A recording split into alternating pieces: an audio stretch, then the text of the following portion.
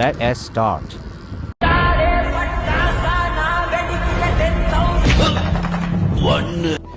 என்ன இது? ரொம்ப பிடிச்சிருக்கு. 2 அச்சா என் பக்கத்துல ஒருத்தன் தீஞ்சு போய் உட்காந்து வரான்டா. வச்சு அவனை ரவுண்டு பண்ணி பார்த்தேன்னு வச்சுக்க, போகி கொளுத்துன சைக்கிள் டயர் மாதிரியே இருப்பான்டா. அவனை சொல்லி நிறுத்துங்களேன்டா. 3